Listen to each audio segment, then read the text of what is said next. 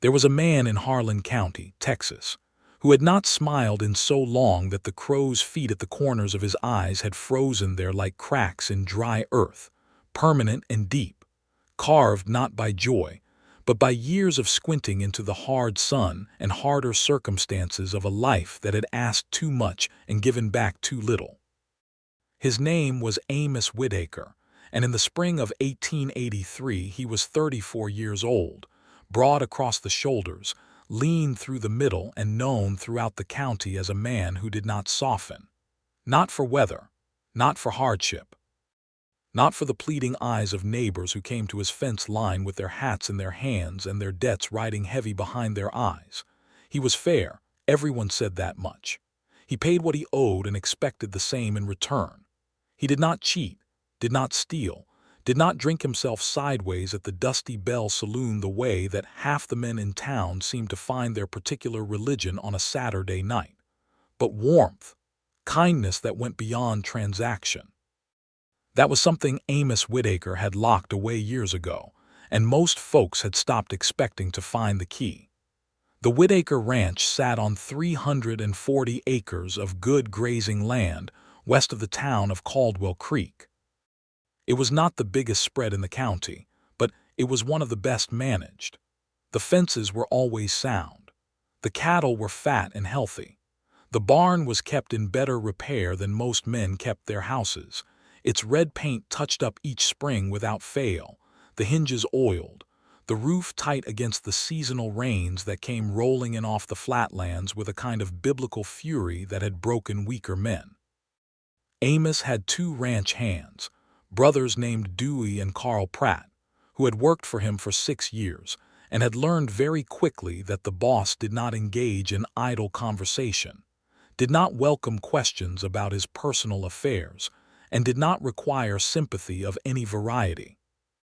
The town of Caldwell Creek had roughly 400 souls spread across its dusty main street, and the ranches fanning out in every direction from it.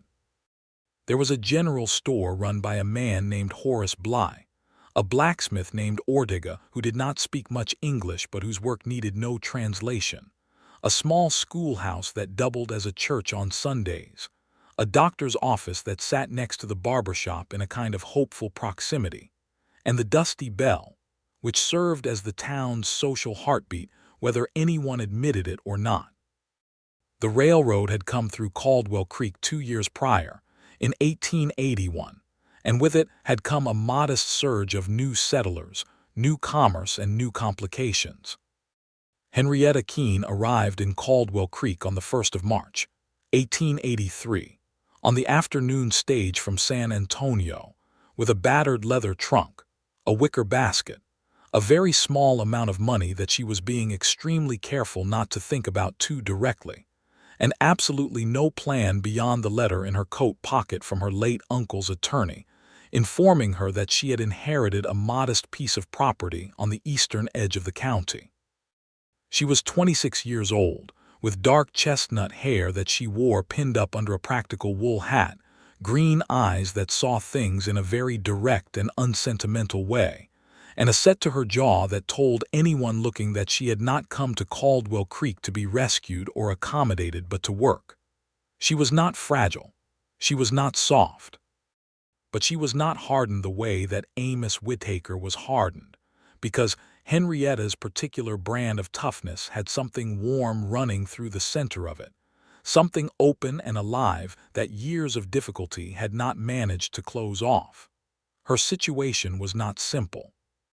Her father had died when she was 19, her mother 2 years after that, and in the years between those losses and her arrival in Texas, she had supported herself in San Antonio as a seamstress and occasional bookkeeper for a dry goods merchant, work that was honest and exhausting, and that had taught her the particular discipline of making every dollar stretch until it nearly snapped.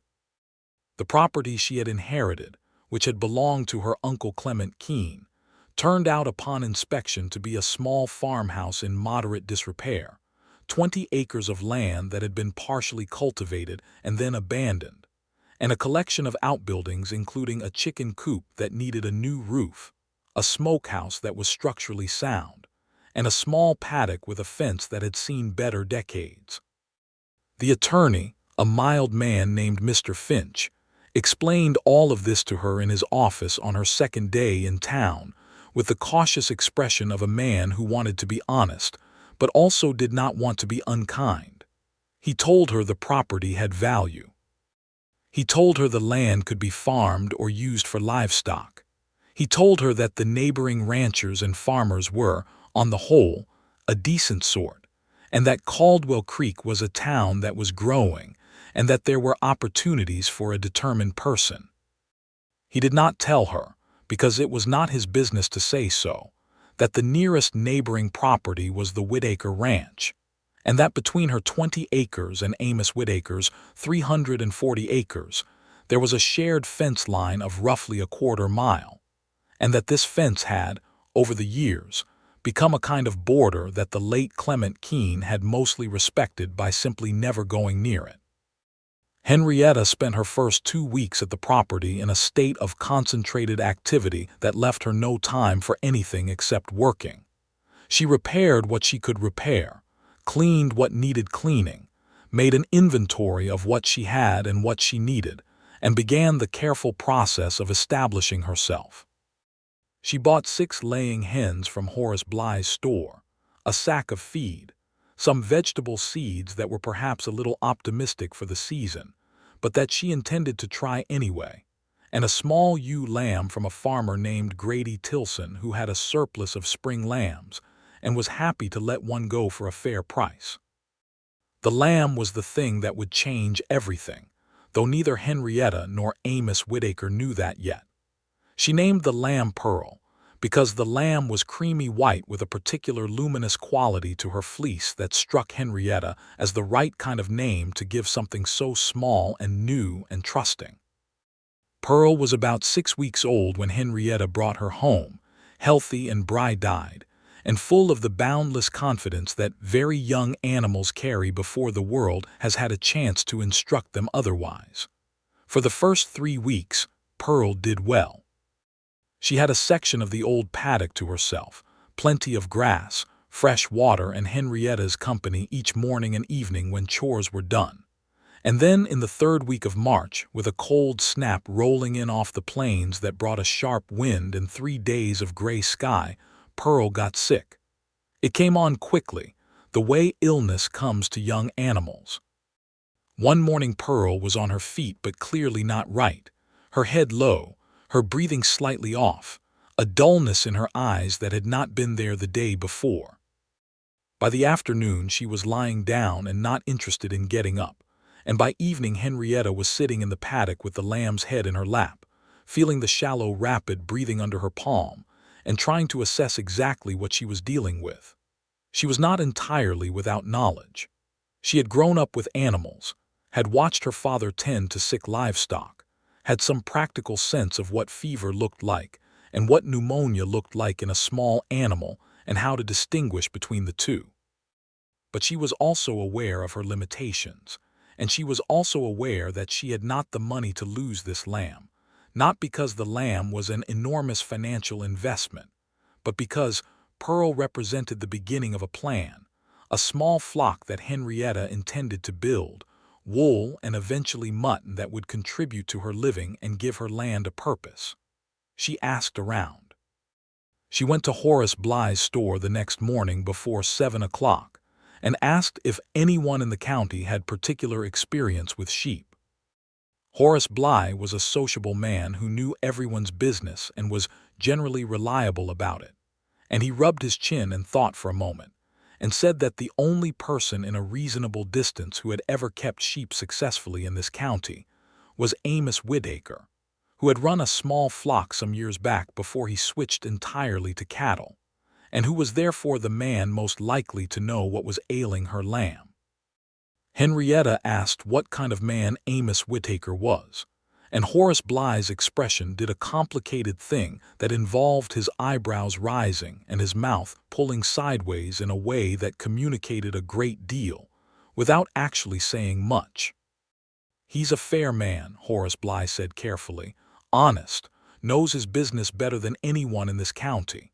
But Henrietta said, because she had learned to hear the word that was not being spoken. He's not a particularly warm individual, Horace said. He doesn't take to being bothered. I'm not asking him to be warm, Henrietta said. I'm asking him to look at a sick lamb. She went home, fed her chickens, checked on Pearl, who was no better and perhaps slightly worse, and then made a decision that was entirely characteristic of her particular kind of practical courage. She wrapped Pearl in an old horse blanket, tucked the lamb against her body in the way she had seen her father carry sick animals, and walked the quarter-mile along the fence line to the Whitaker ranch. It was a cool morning in the last week of March, the sky pale and high with thin clouds, the grass along the fence line showing the first tentative green of spring beneath the dried stalks of the previous year. Henrietta walked steadily, the lamb a warm weight against her chest, and she turned over in her mind what she would say and how she would say it, because she understood instinctively that this was a man who would not respond well to pleading or excessive familiarity. She came to the gate at the eastern edge of the Whitaker property and went through it, closing it behind her with one hand while keeping Pearl steady with the other, and she walked up the lane toward the barn, which she could see from a distance, that well-maintained red barn that stood in the morning light like something out of a painting of what the West was supposed to look like before the actual West revised your expectations. Amos Whitaker was in the barn. He was always in the barn at this hour. He began his day before sunrise, moved through a routine that had been identical for years, and the barn in the early morning was his, the only place on the property that felt entirely orderly, entirely under control, its smells and sounds and rhythms as familiar to him as his own heartbeat.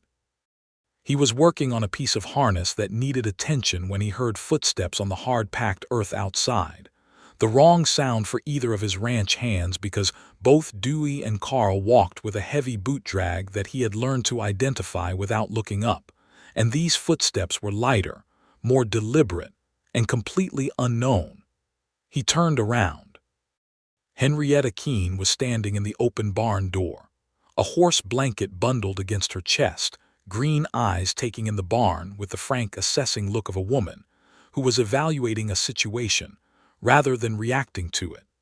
And the morning light was behind her, and also coming in at an angle through the high window on the south wall, and landing on her in a way that Amos noted with a kind of internal neutrality that was not really neutrality at all. "Mr. Whitaker," she said, because she had found out his name and was not the sort of person who pretended she hadn't. "That's right," he said, setting down the harness. His voice was level, his expression giving nothing away. He was looking at the bundle in her arms because it was clearly alive and breathing, the wool visible at the edge of the horse blanket. "I'm Henrietta Keene," she said. "I've inherited the Clement Keene property to your east. I was told you used to keep sheep." "I did," he said. "My lamb is sick," she said, and she crossed the barn toward him without being invited because the lamb needed to be where the light was better and the floor was clean, and she laid Pearl carefully down on a clean section of the straw-covered floor and pulled back the blanket. Amos stood very still for a moment. The lamb was small, cream-white, clearly unwell, breathing in that shallow, rapid way that set off a recognition in the back of his mind, because he had seen it before, years ago, in his own small flock when he had been newer to all of this and still capable of being undone by the loss of an animal. He had lost 3 lambs to pneumonia in his first year of keeping them, and he had learned from that loss with the particular thoroughness of a man who did not repeat mistakes. He crouched down beside Pearl without thinking about it. His hands moved to the lamb's neck, feeling the lymph nodes, then to the chest, pressing carefully against the ribs to feel the depth of the breathing. He tilted his head and listened without instruments in the way that experienced stockmen learn to listen, and what he heard told him what he already suspected. "Pneumonia," he said. "Early stage." "That's what I thought," Henrietta said. He looked up at her briefly, and something in the steadiness of her expression registered in a way he did not entirely want to analyze. "You've got a draft in her shelter," he said. "The paddock has a lean-to, The south side is open. That's your problem. Young lambs can't tolerate a cold draft at night, especially in March. He stood up. He went to the back of the barn where he kept his supplies, and he came back with a small brown bottle that he had used years ago and still maintained for the odd sick animal on the property. "Camphor oil," he said, handing it to her. "Rub it on her chest morning and evening. Keep her warm, no drafts, and get some warm water with a little molasses into her twice a day if she'll take it." "Will she recover?" Henrietta asked, and there was something in the question that was not sentimental but was very real, a genuine concern that was not about money and was not about practicality, and was simply about this particular small animal lying on the floor of his barn. Amos looked at the lamb again. Pearl chose this exact moment to turn her head slightly and look up at him with large, dark, exhausted eyes, and Amos felt something move in his chest that he immediately tried to redirect. "If you do what I said, she should be right in a week," he said, and his voice came out a fraction less controlled than he intended, just a fraction, but it was there. "Thank you," Henrietta said. She crouched down and gathered Pearl back into the blanket with a practiced gentleness, the lamb sighing once against her shoulder, and she stood up and looked at Amos Whitaker directly and without coyness or performance of any kind. "I appreciate your time." She said it like she meant it, which in Amos's experience was not how people usually said things to him. They usually said it with a slight edge of obligation or a slight undercurrent of relief, the way you thanked a man who had been unexpectedly decent when you had been prepared for him not to be. But Henrietta Keene said it the way you said something that was simply true. Amos nodded once, which was approximately the maximum acknowledgement his particular personal economy allowed. She walked back out of the barn into the morning light, Pearl bundled against her, and Amos stood in the doorway watching her go, which was something he would not have been able to explain to himself or anyone else, and which he therefore filed away in the particular drawer of his mind labeled things that do not require further consideration. He went back to the harness. He worked for 20 minutes and could not remember afterward what he had done. Henrietta followed his instructions exactly. She blocked the open side of the linta with a section of old canvas she found in the smokehouse, creating a windbreak that did not trap moisture but cut the draft.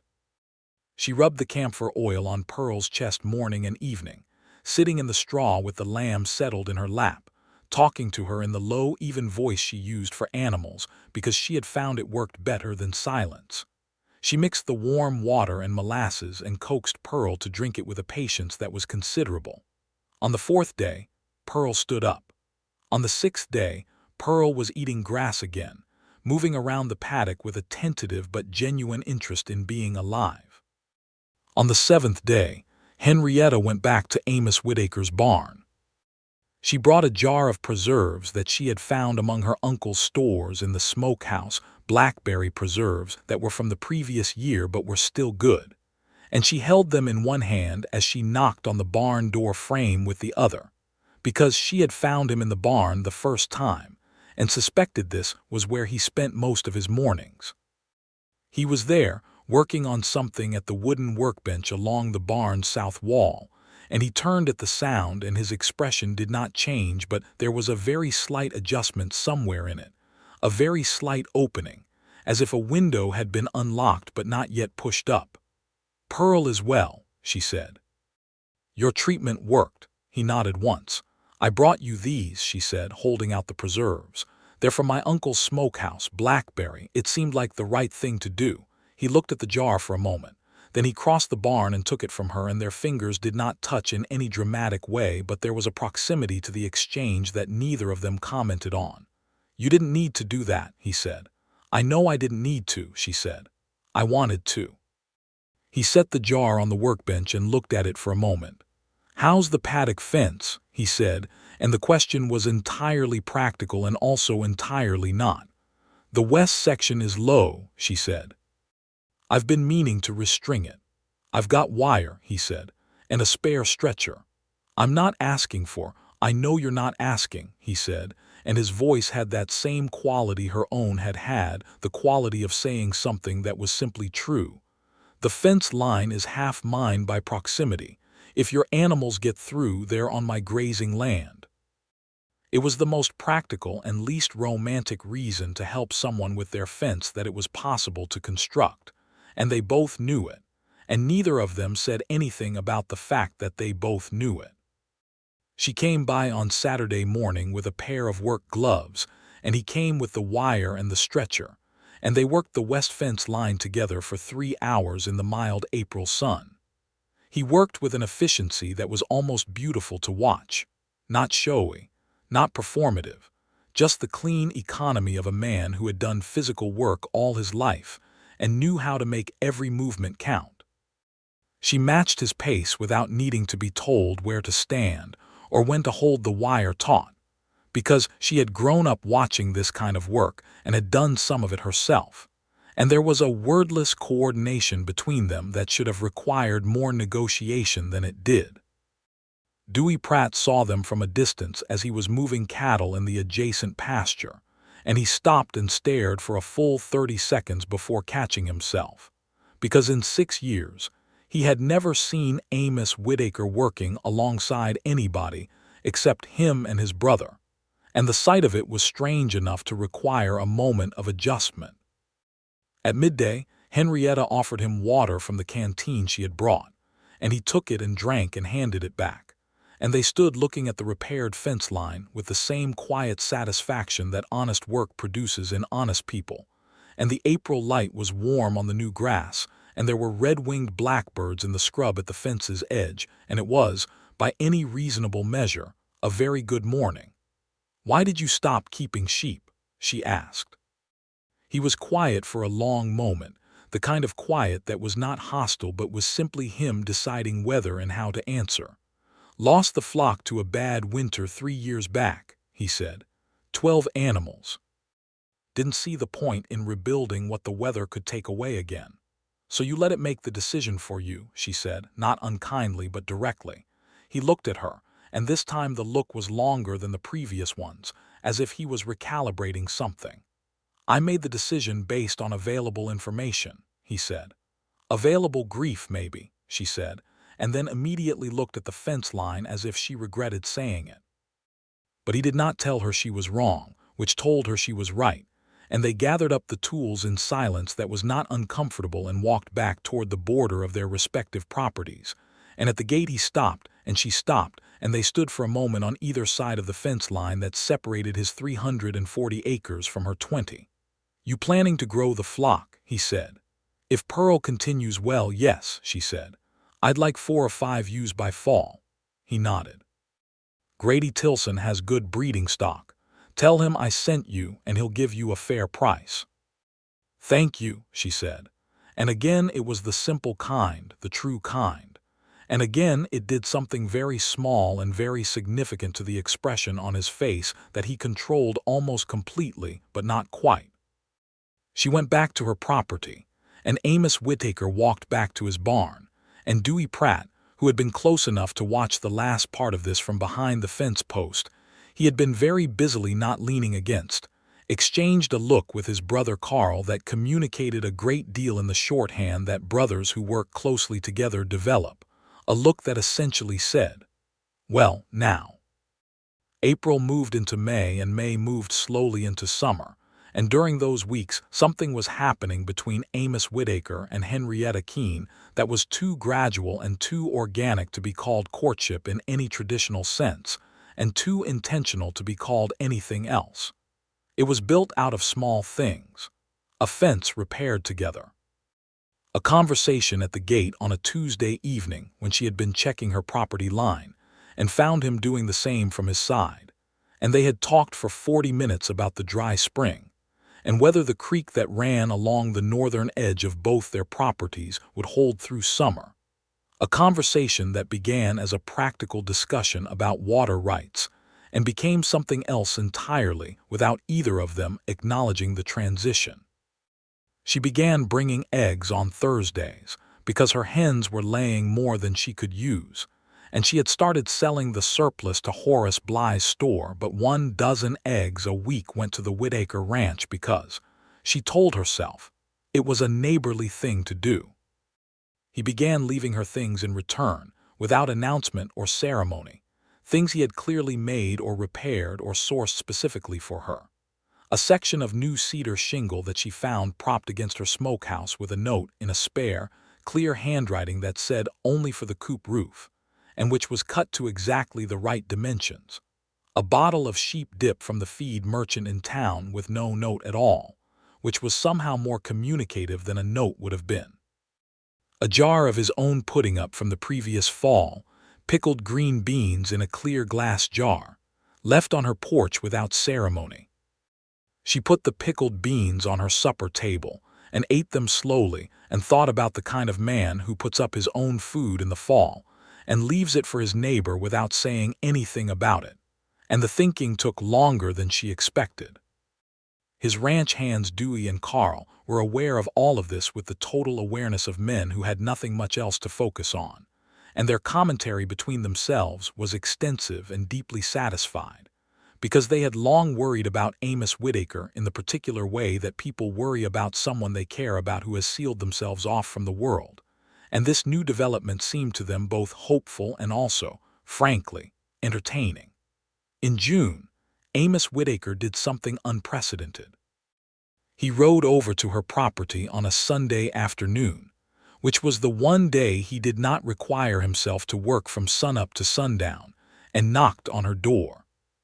She opened it and looked at him, and he was standing on her porch with his hat in his hands in the manner of a man who had rehearsed this moment and was now finding that the rehearsal had not adequately prepared him.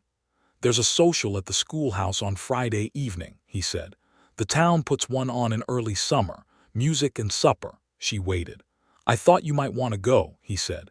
"You haven't had much chance to meet people in town." "Is that the reason you're asking?" she said. There was a pause that was exactly long enough to be significant. "It's one of them," he said. She looked at him for a long moment, this man with the carved-in crow's feet and the controlled expression, and the hands that knew how to fix fences and identify pneumonia in a lamb by feel, and she said, "I'll go." The social was held on a Friday in the second week of June, in the schoolhouse that had been cleared of its desks and decorated with bunting in the patriotic colors that people had been putting up since the 4th of July 2 years running and had not entirely taken down. There was fiddle music from a man named Early Hutchins who played with more enthusiasm than precision, but who knew every dance tune that anyone in Caldwell Creek had ever heard. And there was a long table of food that the women of the town had contributed to in the cooperative way that frontier communities built their social fabric. Pies, cornbread, a haunch of roasted pork, baked beans, and more cobbler than any reasonable assembly could consume. Amos arrived at Henrietta's place at 6:30 in the evening in his good coat, which was black wool and fitted, and with his hat brushed clean, and Henrietta opened the door in a dark green dress that she had made herself, because she had been a seamstress and still was one when the occasion required it. And the dress was not elaborate, but it was well made, and the color was precisely right for her eyes. Amos Whitaker was not a man who paid compliments freely or easily. He opened his mouth and then closed it again and then said, "That's a good dress," which was so much less than what he meant and so much more than he usually managed that it worked entirely. "Thank you," she said, and she put on her coat and her hat and took his arm as they walked to where he had hitched the wagon. They sat together on the wagon bench on the ride into town and talked, and this was a different kind of talking than their fence-line conversations and their Thursday egg exchanges, because this was an evening and they were dressed and they were going somewhere together. And all of these things changed the quality of the air between them in a way that both of them felt and neither of them rushed. At the social, people noticed. Of course they noticed, because Caldwell Creek was a town of 400 souls, and Amos Whitaker, arriving at a social, with the new woman from the Keene property on his arm, was the single most interesting development in the county's social landscape in recent memory. Martha Hutchins, who was early the fiddler's wife and the town's primary keeper of social intelligence, took one look and then looked at her husband, and he looked back at her and kept playing because the best thing he could contribute to this situation was music. Henrietta was introduced to people, and she was good at it, the introductions, because she was direct and genuine and did not perform interest that she did not feel. And people responded to that in the way that people always respond when they sense that someone is actually seeing them rather than just being polite. She talked to the school teacher, a quiet young woman named Miss Aldridge, and to the doctor's wife, and to the Mexican farmer named Rodrigo Cantu who ran the vegetable operation on the south side of town, and who spoke careful English with a formal precision that Henrietta matched instinctively, and to Grady Tilson, who had sold her pearl, and who looked from her to Amos with an expression of benign bewilderment. And Amos stood near her for most of the evening, not hovering, not possessive, but present, in the way that a man is present when he has decided somewhere deep in the machinery of himself that this is where he wants to be. When Early Hutchins struck up a waltz, which was perhaps the single piece of music he played with actual precision because his wife had made him practice it for years, Amos turned to Henrietta and offered his hand, and she took it, and they danced. He was not a dancer by habit or inclination, but he had the body of a man who was entirely at home in physical space and could therefore impose rhythm on himself when required. And she had grown up dancing because her mother had insisted on it as a necessary social skill. And so they moved together around the cleared floor with a competence that surprised him and did not surprise her. And his hand was warm at her waist, and she could feel the solidity of him through his coat, and the fiddle played on, and the lantern light was gold on everything, and she thought with a clarity that was almost alarming, "This is a good man." A complicated, closed-off, profoundly lonely man who keeps his own green beans and fixes other people's fences without being asked, but a good man all the way through. On the ride home, the sky was enormous and full of stars in the way that Texas skies are in June, and they rode mostly in silence, but it was the full kind of silence, the kind that holds everything rather than nothing. And when he helped her down from the wagon at her gate, she was standing very close to him in the dark, and the night smelled of grass and cedar and the distant edge of the creek. "Thank you for this evening," she said. "It was my pleasure," he said, and he meant it, and the meaning of it crossed his face in a way that was visible even in the dark because she was standing close enough to see it. He did not kiss her. He was not a man who moved quickly on anything. But his hand stayed at her elbow for a beat longer than was necessary, and she let it, and they said good night, and she went inside, and he drove back to his ranch, and Dewey Pratt, who had been conspicuously awake and finding something to do near the barn when Amos returned, took one look at the expression on his employer's face, which was the expression of a man who had been profoundly and unexpectedly moved by something, and went to bed with a satisfaction that he did not keep himself from smiling about. The next morning, Amos Whitaker was in his barn at the usual hour, and he was not working. He was standing at the workbench with his hands flat on it, and he was looking at nothing in particular, and he was thinking about Henrietta Keene in her green dress, and about the way she had said available grief, maybe on the day they fixed the fence, and about the way Pearl had looked up at him from the barn floor with those dark, exhausted eyes, and the way the whole morning had rearranged something in him that he had not known was still capable of being rearranged. He had been married once. This was not something that Caldwell Creek's inhabitants spoke about anymore, because it had happened before he came to Caldwell Creek, and he had never spoken of it himself.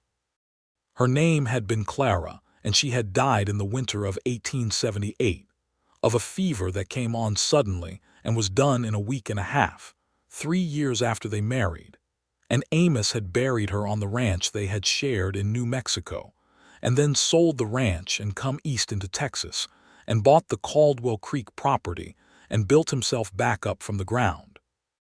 Not because he was strong in the way that people admired, but because he was strong in the way that people sometimes are when they have decided that feeling things is no longer a risk they are willing to take.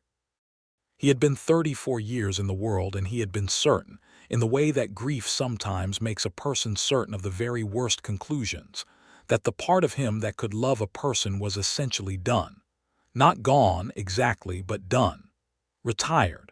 Put away like the things in a house that you stop using because the using of them became too much to bear. He had been wrong about this, it turned out. He had been wrong about it from the moment.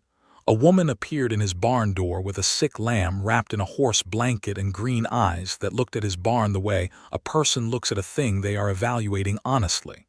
And he had been more wrong about it with each subsequent Thursday, each fence conversation, each jar of eggs and cedar shingle and pickled beans, each moment of that particular evening when the fiddle played, and the lantern light was gold, and she was warm and present in his arms.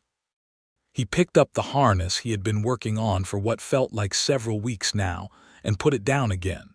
Then he saddled his horse and rode over to her property. She was in the paddock with Pearl and the 3 new ewes she had purchased from Grady Tilson in May, moving quietly among them in a way that told him she had been working with them long enough that they trusted her completely. And she looked up when she heard his horse, and something in her face did the same thing his had done this morning, that slight involuntary opening. "I have something to tell you," he said, dismounting and coming to the paddock fence. She waited, Pearl drifting over to investigate his coat sleeve. "I lost a wife," he said, "in New Mexico, 5 years ago, fever." He said it simply, the way he said most things, without ornamentation. "I came here and I decided that I was done with certain things, with needing people mainly. I built the ranch the way I wanted it, and I ran it the way I wanted, and I told myself that was enough." She was watching him with the direct, steady look that he had come to understand was her particular way of giving someone her complete attention. "I was wrong," he said, "about it being enough." She was quiet for a moment. "I know about deciding to be done," she said. "After my parents died, I made every decision based on what I could control. Work, money, practical things, nothing that could leave." "Is that why you came out here alone?" he asked. "Partly," she said. Partly because it was the most sensible option, but partly because she stopped and then started again. "Because I thought if I built something with my own hands it would belong to me in a way that couldn't be taken." "Has it worked?" he said. "It's working better lately," she said, and she met his eyes when she said it, and he understood her completely, and Pearl, entirely unconcerned with the significance of this moment, butted her head gently against his hand through the fence slats. He laughed. It was a real laugh, brief and low, surprised out of him by Pearl's timing, and it transformed his face entirely, briefly, showing something younger and less worn underneath the controlled surface. And Henrietta Keene watched this happen and thought, "There you are." After that day, things moved in a direction that was different in quality. Not faster exactly, because Amos was not a man capable of moving fast in matters of the heart, and Henrietta was not a woman who would have wanted him to, but deeper, like a river that has been running at the surface, finally finding its natural depth and following it. He rode over more regularly, and not always with a practical purpose, or not only with a practical purpose. He helped her lay a new floor in the chicken coop, and she brought dinner over to his ranch on the following Sunday, a pot of stew and cornbread that she carried across the fence line on foot, and she and Amos and Dewey and Carl ate at the long table in his kitchen, and the Pratt brothers were barely able to contain their delight at this development, which they expressed by being abnormally quiet and focused on their food in a way that fooled nobody. It was at this dinner, over the stew and the cornbread, that the situation regarding a man named Hollis Greer became relevant. Hollis Greer was the sort of person that most counties had at least one of, a man of middling ambition and immoderate self-regard, who had arrived in Caldwell Creek 2 years prior with the railroad money, and had established himself as a land broker and sometime cattle buyer, operating out of an office on the main street with a painted sign, and a manner that was professionally cordial and personally oily. He had been looking at Henrietta's 20 acres since the day she arrived, with the assessing look of a man who has already decided that a young woman alone on a small piece of property is, eventually, an opportunity. He had come to her property twice with an offer to buy, both times with a price that was below what the land was worth, and a smile that suggested he expected her to be grateful for it. She had declined politely both times. After the second refusal, he had gone to see Mr. Finch, the attorney, and asked questions about the terms of the inheritance that Mr. Finch had refused to answer, citing client confidentiality with a cold precision that Henrietta later appreciated when she heard about it. What Dewey Pratt mentioned at the dinner table, with the diplomatic indirectness of a man who was raising a subject carefully, was that Hollis Greer had been seen at the county surveyor's office in town recently, asking about the boundary lines of the Keene property and the conditions under which a contested boundary might require resurveying. Henrietta set down her spoon. Amos looked at his ranch hand with the expression he used when he wanted complete information delivered without embellishment. What exactly was he asking? He said. Dewey was precise about it, because Dewey was precise about most things, having grown up with a father who had been a county clerk, and who had impressed upon both his sons the importance of getting the exact words right. Hollis Greer had apparently suggested, at the surveyor's office, that the eastern boundary of the Keene property might not be correctly recorded in the original documents, and that there might be grounds to question whether the property as inherited actually included the 20 acres in question or a smaller portion. Henrietta was quiet for a moment. Then she said, "Mr. Finch has all the original documentation. My uncle registered the deed properly in 1877. That's what the surveyor told him, Dewey said. He didn't get anywhere, but he seemed to be testing how it might go. He's trying to find a way to destabilize the ownership, Amos said, and his voice had a flat quality that was not anger exactly but was its near neighbor, the quality of a man who had identified a problem and was already organizing his response. He looked at Henrietta. You should make sure Mr. Finch has everything documented and that he has a second copy somewhere safe. I'll go to see him tomorrow, she said. I'll go with you, Amos said, and he said it simply, as if there was no other possible arrangement, and Henrietta felt the weight of it, that simple, uncomplicated solidarity, as something almost physically warm. The meeting with Mr. Finch was thorough. The attorney produced the original deed and its properly recorded copies, and he walked them through the legal position with the careful precision of a man who had been a small-town attorney for 20 years and knew how to make documents unassailable. He also pointed out, with a quiet emphasis that was professional rather than personal, that Hollis Greer's behavior was characteristic of a particular kind of predatory opportunism that was unfortunately common in territories experiencing economic growth, and that the best defense against it was exactly what they were doing, having one's documents in perfect order. He also noted, with a slight smile that he permitted himself, that having Amos Whitaker aware of the situation was not a disadvantage to anyone. In the weeks that followed, Hollis Greer made one more attempt, this time approaching Henrietta directly in town on a Thursday morning outside Horace Bly's store, with a new offer that was slightly higher than the previous ones and a manner that was slightly more pressured.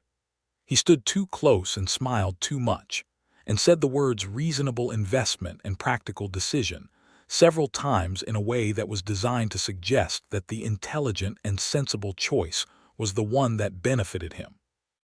Henrietta listened to him with a patience that was entirely composed and entirely without warmth, and when he finished she said, "Mr. Greer, I am not interested in selling my property at any price.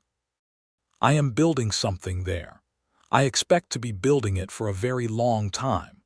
And she held his gaze in a way that communicated, without aggression or drama, that this conversation was complete.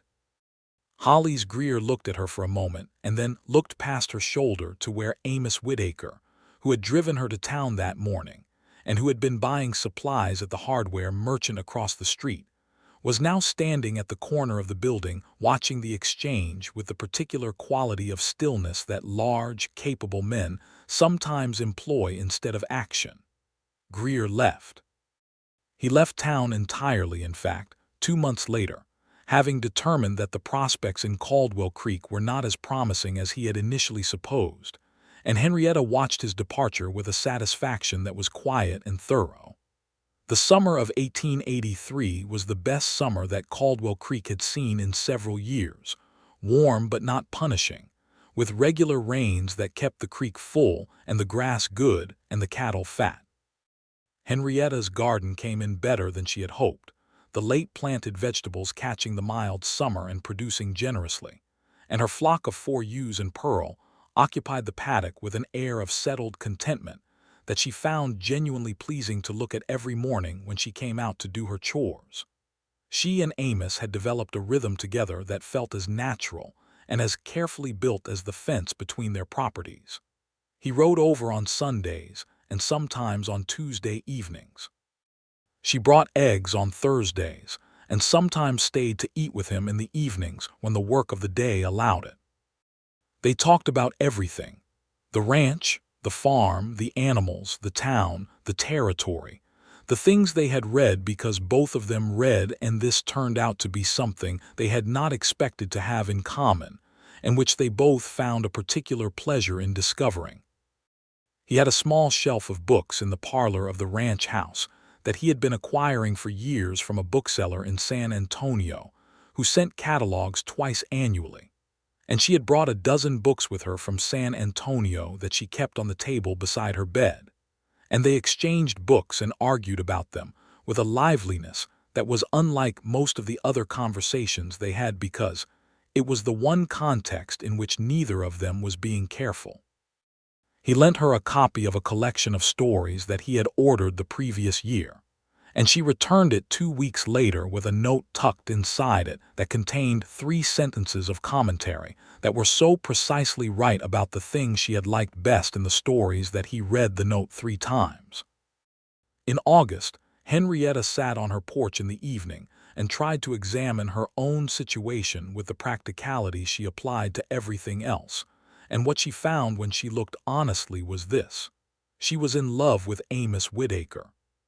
She had been, she thought, since about the day they fixed the fence together, or possibly since the morning she had walked into his barn with Pearl wrapped in a horse blanket and watched him crouch down beside the lamb without being asked and press his ear to her ribs to listen to her breathing. There was nothing she was going to do about this information except continue living as she was living, because she was not going to reach for something she was not sure of, and she was not going to make Amos Whitaker feel pressed into anything, because she had seen enough of how he moved through the world to understand that he needed to arrive at his own decisions in his own time. Amos Whitaker was engaged in a very similar process, and had been for several months.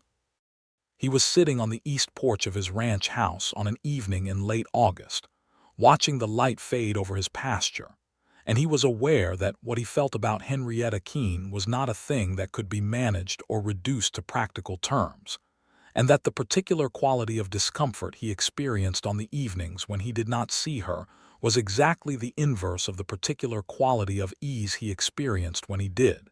And he was aware, very clearly, that he was in love with her, and that being in love with her was both the most frightening thing that had happened to him since Clara died, and also the most unambiguously right thing that had happened to him since he could not immediately remember when. He thought about this for a long time, and the thinking was not easy, because his mind went to Clara without warning, and the memory was painful and honest, and he sat with it, letting it be what it was, which was grief and love that had been there a long time and that had not gone away, and that he now understood did not need to go away in order for something new and equally real to exist alongside it. He went inside and found the jar of blackberry preserves that Henrietta had brought him in early April, which he had not opened because he was a man who saved things and who had, if he was honest with himself, been keeping it because opening it felt like it would use something up that he did not want used up. He opened it finally and spread some on a piece of bread at the kitchen table and ate it, and it was very good. In September, on a Sunday afternoon when the heat had broken properly, and the evenings were starting to carry the first cool edge of fall, Amos rode to Henrietta's property and tied his horse at the gate and walked up to the house and knocked. She came to the door, and he could tell immediately from her face that she knew this was different from the other Sunday visits, because she had the look of someone who was being very still in the way that you are very still when something important is about to happen and you do not want to disturb it. He said, "I need to tell you something." She opened the door wider, and they went inside and sat at her kitchen table with the late afternoon light coming in through the window and the sound of the flock outside and the chickens going about their business, and he put his hands flat on the table and looked at them for a moment. "I have not been good at this kind of thing," he said. "For a long time I was not willing to be, and I need you to know that because I don't want you to think what I'm saying now comes easily to me or that I've always been capable of it. I know it doesn't come easily to you," she said quietly. "The thing is," he said, and then he stopped again, and this time she waited with the patience of someone who understood that the right thing to do was to give him the time he needed. "The thing is that I would like to stop pretending that what I feel about you is simply that you are a good neighbor." The late September light was on both of them, warm and long, and Pearl was visible through the window crossing the paddock with her particular purposeful trot. "What do you feel?" she said, and her voice was steady but her hands in her lap were not quite, and he saw them and it did something to his chest. "I love you," he said. "That's the whole of it. I love you, and I would like to know if you would be willing to consider." He stopped. "Then, I would like to ask you to marry me." Henrietta Keene sat at her kitchen table in the September light and felt the whole of the year she had been in Caldwell Creek move through her like a current. The morning she had walked into his barn, the way he had crouched down beside Pearl without hesitation, the fence line in April, the social in June, the pickled beans, the books, all the Thursdays and Sundays and the conversations at the gate in the evening light, and she looked at Amos Whitaker's hands flat on her table and his face above them. Controlled and careful, and also, unmistakably, open in a way that it had not been on the morning she had first walked through his barn door. "Yes," she said, "I would like that very much." He took her hand from her lap and held it in both of his, and she could feel the calluses on his palms, the roughness of work and weather, and it was the most honest and present thing she had ever held, and neither of them said anything for a moment because nothing was required. They were married in November of 1883 in the Caldwell Creek schoolhouse that doubled as a church in front of most of the town, because Henrietta had turned out to know people, and Amos had turned out to have more people who cared about him than his general manner had suggested. The ceremony was performed by the circuit preacher, Reverend Mills, who came through Caldwell Creek once a month, and who performed the ceremony with a brevity and sincerity that both of them appreciated. Henrietta wore the green dress again, because it was the dress she had been wearing when she realized she was in love with him, and Amos wore his black coat and had the expression of a man who was exactly where he needed to be. Dewey and Carl Pratt sat in the front row, and were not in the least embarrassed about the fact that they were visibly and thoroughly pleased. Horace Bly was there, and Martha and Early Hutchins, and Grady Tilson, and Miss Aldridge the schoolteacher, and Rodrigo Cantu and his wife Marta, and Mr. Finch the attorney, and a collection of other Caldwell Creek residents who had watched this particular story develop over the year with the collective goodwill of a small community that is glad to see its best people find their way to each other. After the ceremony, there was a celebration in the town's largest open space, behind Horace Bly's store, where Early Hutchins played with more precision than usual, because he had been practicing, and also because Martha had been clear with him about the standard that was required, and there was food and dancing, and the mild late November evening was unexpectedly warm, as if the Texas weather had decided to be generous for the occasion. Amos danced with his wife, which was something that was now entirely real and still astonishing to him, in the way that things can be entirely real and still astonishing at the same time. And he held her in the lantern light, and she put her hand against his chest, and felt his heartbeat under her palm and thought about Pearl in his barn, that small, sick lamb, and how she had carried her across a quarter-mile of fence line on a cold March morning, not knowing that she was also carrying the beginning of everything that had led to this. They talked, that winter, about how to manage their properties together. The decision they arrived at was practical, and, as most of their decisions tended to be, also fundamentally honest.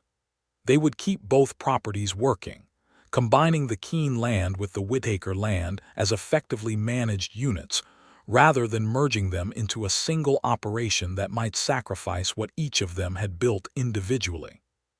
Henrietta's 20 acres would remain her particular domain, the flock and the garden and the carefully restored farmhouse, and the combined grazing land would benefit the Whitaker cattle operation. She moved into the Whitaker ranch house, which was larger and better positioned for the work of the combined operation, but her property remained hers and active, and she walked over to tend it every day, because she had built it with her own hands, and she had not forgotten why that mattered to her. The winter of 1883 into 1884 was quiet and good. They settled into the life together with a naturalness that seemed to surprise Amos more than it surprised Henrietta, though she would have said, if asked, that it surprised her too, the ease of it, the way that living alongside someone who matched your basic honesty and your basic seriousness about the world felt less like a compromise and more like a relief. He was not a demonstrative man in the public way, was not given to grand gestures or elaborate expressions, but in private he was different in a way that only she saw, a gentleness that he kept close but that was always there, in the way he touched her face sometimes in the evening without any particular reason, in the way he laughed at things when they were alone together, that brief real laugh that had been surprised out of him by Pearl that day at the fence. She brought Pearl and the flock over to the Whitaker barn in December, because the combined property gave her a better shelter arrangement, and the barn was warm and well managed, and Pearl adapted to it with the philosophical equanimity that was characteristic of her particular personality. Amos watched Pearl arrive with an expression that he did not fully control, something fond and also faintly rueful, as if he was acknowledging the specific small animal that had introduced him to the most significant development of the last several years of his life. Pearl appeared entirely unconcerned with any of this and went directly to investigate the water trough. In February of 1884, Henrietta discovered that she was expecting a child. She told Amos on a Sunday morning at the breakfast table, simply, in the way she told him most things, and watched his face do something remarkable. He went through surprise and something that was briefly, very briefly, a complicated kind of fear, and then through that fear to something else entirely, something that was wide open and warm in a way that she had seen in him fully only a few times before. And he got up from the table and came around to her side and crouched down beside her chair in the way he had crouched beside Pearl in the barn, as if the size of the moment required him to be closer to the ground. And he took her hands and held them and was silent for a long moment. "Are you well?" he said, meaning more by it than the words carried. "I'm well," she said, meaning more by it too. He pressed his forehead briefly to her hands, and she felt him breathe, and it was the most unguarded she had ever seen him, and she did not say anything because the moment did not need words. The spring of 1884 was warm and early. Henrietta's flock had grown over the winter to 6 ewes, all of them in good condition, and Pearl produced her first lamb in late March, a sturdy male with Pearl's creamy coat and his mother's complete confidence in the world, and Henrietta came to get Amos specifically to show him, leading him out to the paddock in the early morning, where Pearl was attending to her new lamb with a thorough maternal focus. She did it herself, Henrietta said, meaning Pearl had not needed assistance, which was the best possible thing that could be said about a first-time mother. Amos stood at the paddock fence looking at Pearl and her lamb with the expression he had developed over the last year, the one that was not quite a smile but was the full warmth that came before a smile, and he said, "She's a good animal." "She's an extraordinary animal," Henrietta said firmly, because she had never been willing to understate Pearl's particular qualities, and Amos turned and looked at her with the full smile, the real one, the one that took years off his face and showed the man he was before the world had been as hard as it had been. And she looked back at him in the morning light with the new spring grass around them and her hand on the fence rail, and the sound of Pearl attending to her lamb behind her, and she thought, "I am exactly where I am supposed to be."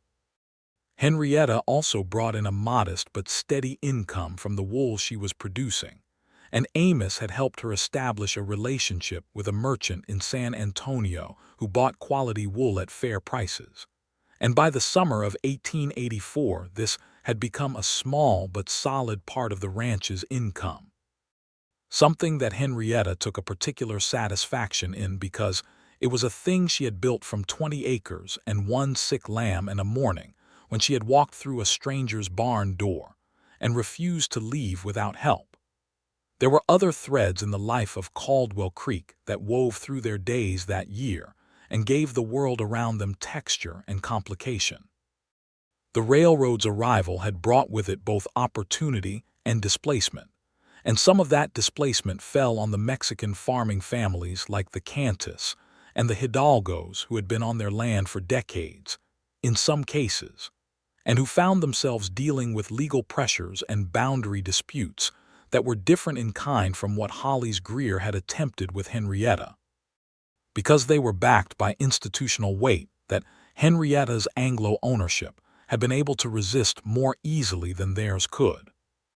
This was a reality that Henrietta and Amos were aware of and spoke about honestly, because neither of them was willing to pretend that the fairness they had been able to obtain for themselves was equally available to everyone in the county, and because both of them had a fundamental sense of justice that was not theoretical, but was the practical kind that expressed itself in specific actions. Amos was on good terms with Rodrigo Cantu and had been for years, and he went with Rodrigo to the county commissioners meeting in July of 1884 when a boundary question regarding the Cantu property was being heard, and he spoke plainly and factually about what he knew of the land in question, having been a neighboring landholder for 5 years, and therefore having direct knowledge of where the boundaries had been maintained.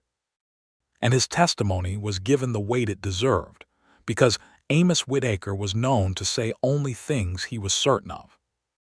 This did not resolve every injustice, because Amos Whitaker was one man with one ranch and one voice, and the forces working against families like the Cantus were large and impersonal, and not responsive to individual testimony most of the time. But on this specific occasion and in this specific boundary case, it helped, and the Cantu property line was confirmed as registered, and Rodrigo Cantu shook Amos's hand outside the commissioner's office with a gravity that communicated something larger than the handshake itself. Henrietta, who had come with Amos to the meeting, walked out beside him afterward and said nothing for a moment, and then said, "You did a good thing today." "I said what I knew to be true," he said. "That's the good thing," she said, and he understood her exactly. In September of 1884, their son was born. It was a long labor that the doctor, a steady man named Dr. Harlan Price, managed with the calm competence of someone who had attended a great many births in difficult conditions, and Amos spent the hours of it in the most acute sustained anxiety of his adult life, sitting in the kitchen of his own house listening to sounds from the bedroom that he could not interpret and refusing to be anywhere else despite Dewey Pratt's quiet suggestion that the barn might benefit from his attention. The boy came healthy and loud and substantial, and Dr. Price opened the bedroom door and said, "You have a son, Mr. Whitaker. Both are well." And the relief that went through Amos was physical, something that started at the back of his throat and went all the way to the floor. He went in and sat on the edge of the bed beside Henrietta, who was tired in a way that was also triumphant, the way a person looks after they have done something very hard and very important and know it. And she had the baby in her arms, this new small person wrapped in the flannel she had prepared months ago, and Amos looked at his son, this actual real face, small and flushed and already determined looking, and felt the entirety of the last year and a half of his life compress into this single moment, and understood that everything that had led to this, every fence fixed, every lamb tended, every Thursday and Sunday and conversation at the gate, every difficult honest thing said at a kitchen table had been leading precisely here. "He needs a name," Henrietta said, watching Amos's face watch the baby. "I've been thinking about Thomas," Amos said. "It was my father's name." "Thomas Whitaker," she said, trying it. "Then Thomas Clement Whitaker for my uncle." He looked at her. "That's right," he said, and she could hear that it was right, that it held the right things in it. Thomas Clement Whitaker was an opinionated baby who made his opinions known with a consistent and impressive clarity. He was also, from very early on, interested in everything around him, with a curiosity that his mother attributed to inherent personality, and his father attributed to his mother's influence. By 6 months, he was observing the barn animals with an attention that made Amos laugh, that real brief surprised laugh, each time.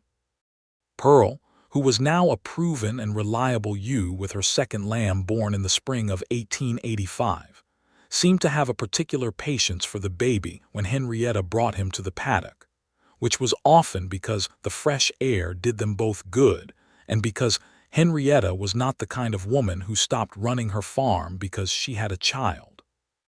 Pearl would come over to the fence to be looked at, and Thomas would watch her with enormous eyes and make sounds that were obviously, in his view, a conversation.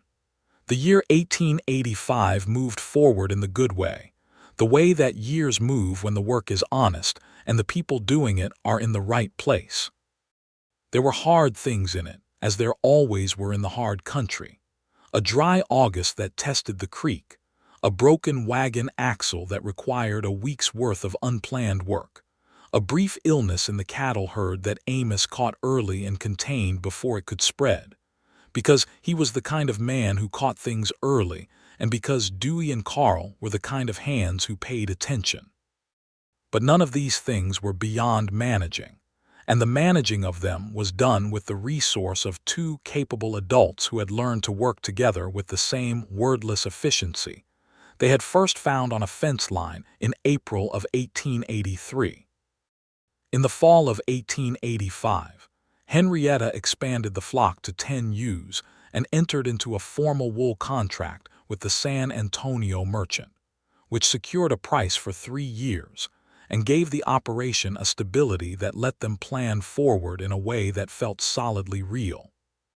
Amos read the contract before she signed it, not because she needed him to check her work, but because they had developed the habit of consulting each other on decisions of consequence, a habit that both of them had arrived at independently, and that felt natural to both of them because it was based on genuine respect rather than convention. There was a woman in town, a widow named Mrs. Loretta Bell, who had come with the railroad and who ran a small boarding house on the main street, who had appointed herself as an unofficial social chronicler of Caldwell Creek's notable developments, and Mrs. Bell told anyone who would listen that the change in Amos Whitaker since his marriage was the most remarkable transformation she had witnessed in 20 years of watching people, which she said not as gossip, but as genuine observation. She described him as a different man, and she meant it kindly, and the people who had known him before nodded, and the people who had arrived after simply knew him as he was now. A man who was serious and capable and economical with words, but who had a kind of solidity about him that was warm rather than cold, settled rather than closed. He was still not what anyone would call effusive. He still did not make small talk at the Dusty Bell or engage in the performative camaraderie that some men used as social currency. But he had become a man who was willing to be known, in the specific and limited ways that mattered, by the people he valued. And the list of people he valued had grown longer than it had been in the years before Henrietta Keene appeared in his barn with her sick lamb. In the spring of 1886, Henrietta had their second child, a girl this time, born in April when the Texas spring was doing its best, which was considerable, and who came into the world with the same emphatic quality as her brother but somewhat faster, which Dr. Price said was encouraging, and Amos said was terrifying, and Henrietta said was something in between. They named her Clara June Whitaker, Clara for the woman Amos had loved and lost, because Henrietta had asked about Clara in the quiet of a winter evening months earlier, gently and without pressure, and Amos had told her all of it, and she had listened with the full attention she brought to everything, and afterward she had said, "She deserves to be remembered by someone who loves you." And Amos had been so undone by this that he had not been able to speak for a moment, and she had not required him to. The June was for the month they had danced at the summer social, which was not something Henrietta explained to anyone but which Amos understood without being told. Clara June was, from the beginning, a person of strong character and decided opinions, which everyone who encountered her felt within approximately the first 4 minutes of the introduction. By 2 years old she was walking with a purpose that made adults step aside, and had a look that her father's ranch hands referred to privately, and with considerable respect as the look. Thomas, at nearly 2 years older, was devoted to his sister with the particular loyalty of a first child who has been granted a companion, and considers this one of the better outcomes of his life so far. He showed her things constantly, brought her interesting objects, and took a proprietary interest in explaining the world to her, which she accepted with a gracious condescension that was entirely Clara June.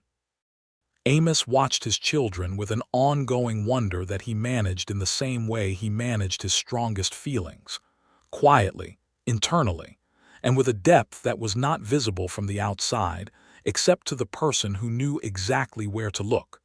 Henrietta knew exactly where to look. On an October evening in 1886, Amos and Henrietta sat on the east porch of the ranch house after the children were in bed, in the 2 chairs that had been there since Amos built the porch years ago, and that were now positioned slightly differently than they had been, turned slightly toward each other in the way that furniture rearranges itself over years of use in a specific direction. The evening was cool, and the stars were doing what Texas stars do, which was everything, and the smell of the grass and the cedar and the faint edge of the creek was the same smell as it had been on the night they first stood close together in the dark after the summer social 3 years ago. He had his hand over hers on the arm of her chair.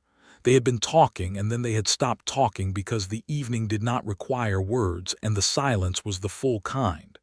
"Do you know what I think about?" she said after a while. "What?" he said. "That morning in your barn," she said. "The first time, the light coming in through the south window." He was quiet for a moment. Then he said, "Pearl looked up at me." "I know," she said. "I was watching." "I thought I was done with," he started and then stopped, because the sentence did not need finishing. They both knew what it said.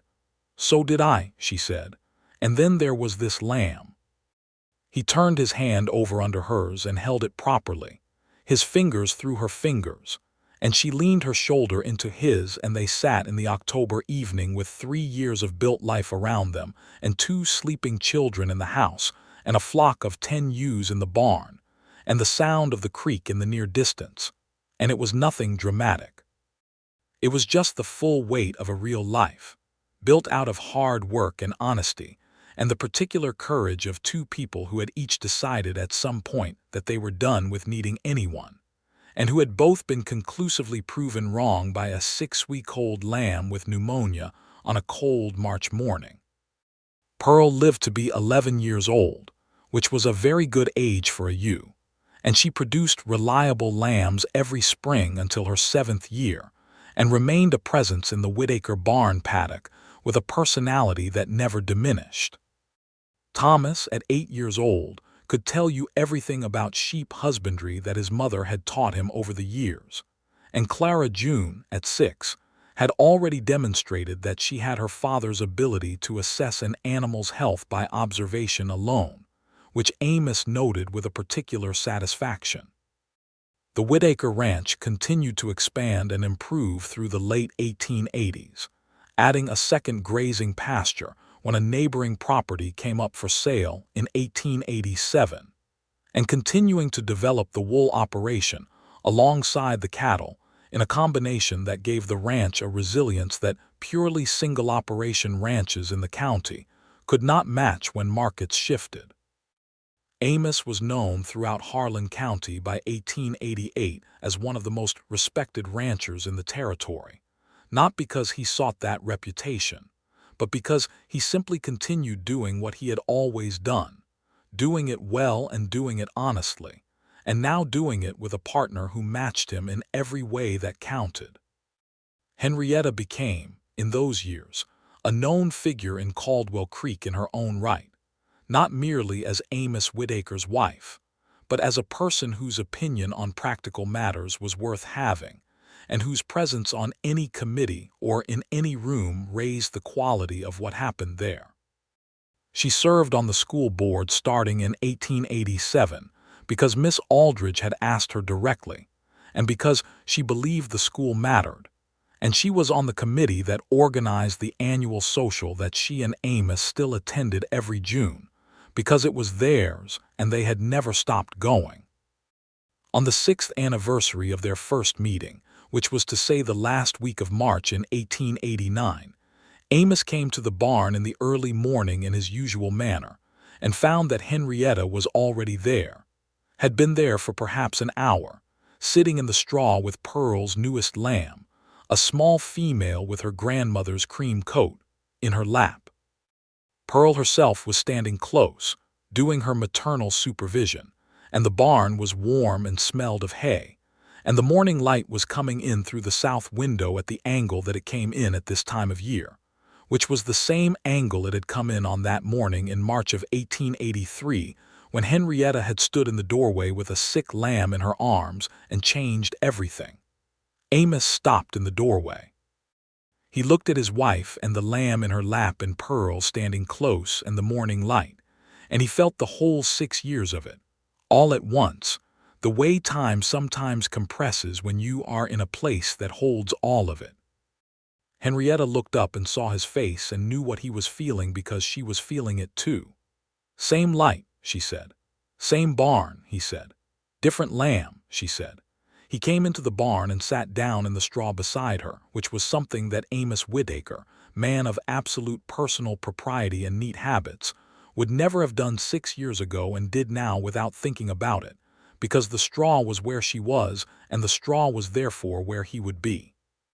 Pearl turned to look at him with the recognition of an animal who has known you for most of her life and has decided that you are acceptable, which was Pearl's highest form of endorsement. "I was thinking," Henrietta said, "about everything that has happened since that morning." "So was I," he said. "Are you glad?" she said, and the question was simple, genuine, unperformed, the way everything she said to him was. He looked at her in the morning light, this woman who had walked into his barn with a sick lamb and refused to be managed or reduced or intimidated, who had fixed fences and tended flocks, and built something from 20 acres and one determined animal, who had brought her full self into his life, and asked for the same in return, and waited with perfect patience until he found his way to it, who had loved Clara's name enough to give it to their daughter, who read books with opinions and ate pickled beans with satisfaction, and walked over a quarter-mile of fence line every morning, because the land she had built was hers. He put his arm around her in the straw and she leaned into him, and the small cream lamb in her lap blinked its enormous eyes at both of them.